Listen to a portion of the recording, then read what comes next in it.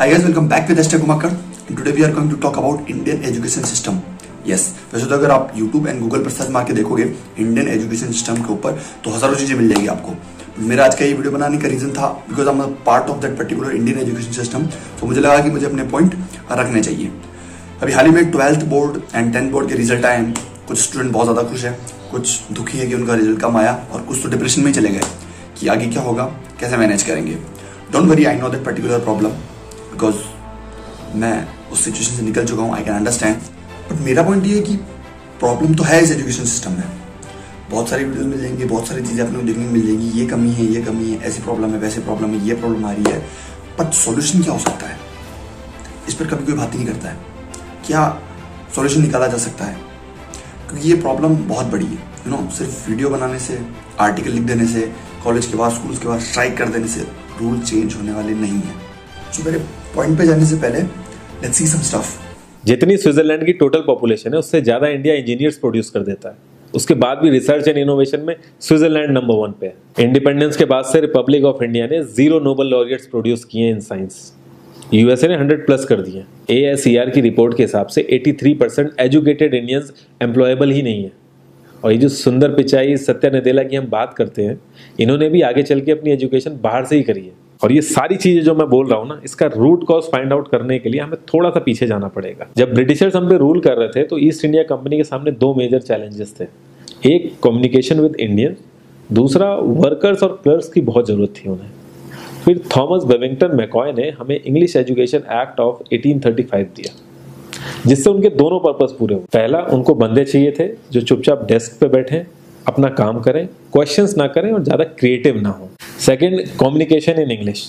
English सबसे ज़्यादा बोले जाने वाली लैंग्वेज नहीं है, उसके बाद भी इंग्लिश एक लैंग्वेज की बजाय एक क्लास बन गया इंडिया में. रशिया, चाइना, फ्रांस, ये सब जगह इतना ऑब्सेशन नहीं है इंग्लिश को लेके जितना इंडिया में है. पुअर कम्युनिकेशन बोला जाता है अगर आपकी इंग्लिश अच्छी नहीं है, जबकि इंग्लिश ना आने का मतलब है कि आपको कोई और लैंग्वेज आती है. 5 साल पुराना iOS भी आज की डेट में आउटडेटेड माना जाता है. लेकिन इतनी इंपॉर्टेंट चीज हमारा एजुकेशन सिस्टम आज भी बस थोड़े से चेंजेस के साथ ऐसे ही चल रहा है. हमारे एजुकेशन सिस्टम में रटने का कंपटीशन होता है. जो ज़्यादा रट लेता है उसके ज़्यादा मार्क्स आते हैं. अब 95% जिसके संस्कृत में आए हैं वो भी संस्कृत नहीं बोल पा रहा है. और बेसिक हिस्ट्री होने की बजाय इतनी मोटी मोटी किताबें हैं हिस्ट्री की जिसका कोई मतलब नहीं है. अगर आज की डेट में आपको कुछ भी पता करना, आप गूगल से पता कर लोगे. उसके लिए आपको याद करने की जरूरत नहीं है इतना कुछ. और ये गवर्नमेंट स्कूल में हर क्लास में इंग्लिश का सब्जेक्ट है. 12-12 साल लगाने के बाद भी लोग इंग्लिश नहीं बोल पा रहे हैं. और बिना किसी बुक को पढ़े एक 5 साल का बच्चा सीख लेता है, क्योंकि उसको वैसा एनवायरमेंट मिल जाता है.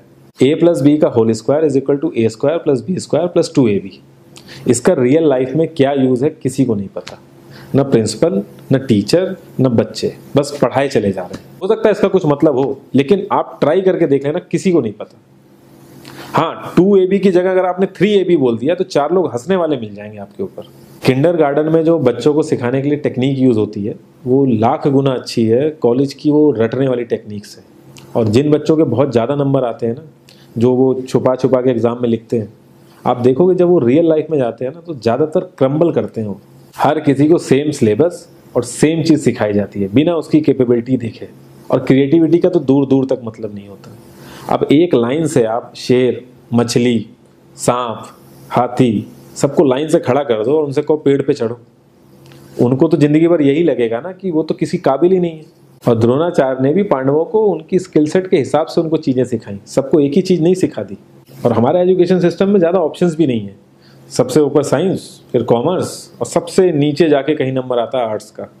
आर्ट्स लेने वाले को तो लोग इतना हल्के में लेते हैं जैसे वो किसी काम का ही नहीं है. हर माँ बाप को तो इंजीनियर या डॉक्टर ही बनाना है. कॉलेज वाले अगर एक्स्ट्रा कोर्स रख भी देते हैं तो माँ बाप एंट्री नहीं कराएंगे, तो वो सारा पैसा बर्बाद होगा कॉलेज का. तो ऑप्शंस कहाँ से आएंगे? और बचपन से ही आपकी ट्रेनिंग स्टार्ट हो जाती है. माँ बाप, भाई बहन, रिलेटिव सब ये समझाते हैं अगर आपके मार्क्स नहीं आए और जॉब नहीं लगी तो आपकी ज़िंदगी बेकार. और लाइफ की क्रिएटिविटी को आप रखते हो साइड में, और ये अच्छे मार्क्स और अच्छी जॉब पाना आपका सपना बन जाता है.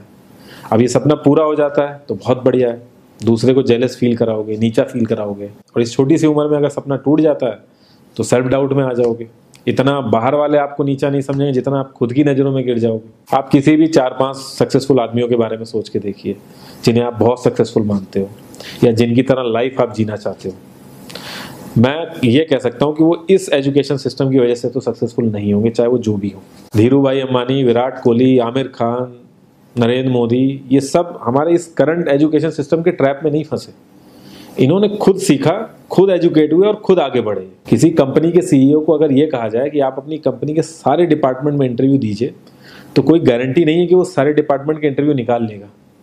और ये भी हो सकता है कि वो आधे से ज़्यादा डिपार्टमेंट के लिए क्वालिफाई ना करे एजुकेशन वाइज, लेकिन वो पूरी कंपनी चला सकता है। तो ये जो एक स्किल है, इसके बारे में बात क्यों नहीं होती? लोग अपनी 25% से ज्यादा जिंदगी इस करंट एजुकेशन सिस्टम में लगा देते हैं ताकि अपने से कम पढ़े लिखे आदमी की कंपनी में जाके उसके सपने पूरे कर सकें। इंडिया का जो करंट एजुकेशन सिस्टम है, अगर वो इतना ही अच्छा है तो जो भी सेलिब्रिटीज हैं, पॉलिटिशियंस हैं, वो अपने बच्चों को बाहर क्यों भेज रहे हैं पढ़ने के लिए? इनफैक्ट पॉलिटिशियंस के साथ तो ऐसा करना चाहिए, जिस एरिया से वो जीते हों उसी एरिया के गवर्नमेंट कॉलेज में उनके बच्चों को पढ़ना कंपलसरी हो जाए, तभी वहां के गवर्नमेंट कॉलेज सुधर सकते हैं। 368 प्यून की जॉब के लिए 1.5 लाख ग्रेजुएट और 24,968 पोस्ट ग्रेजुएट ने अप्लाई किया।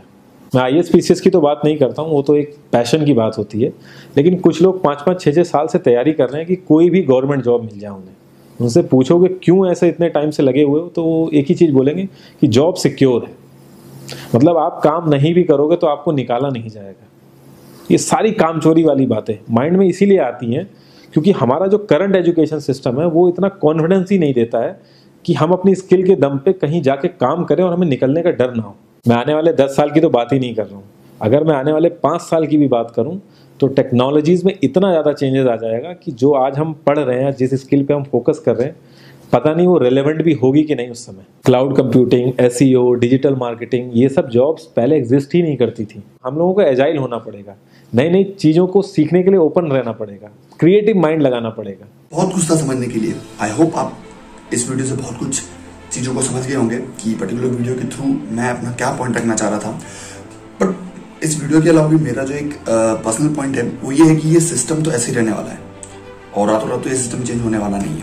और इस वीडियो के एंड में जो एक बात बोली थी वो ये है कि हम लोगों को थोड़ा क्रिएटिव होना पड़ेगा। यस, थोड़ी क्रिएटिविटी हमें दिखानी पड़ेगी।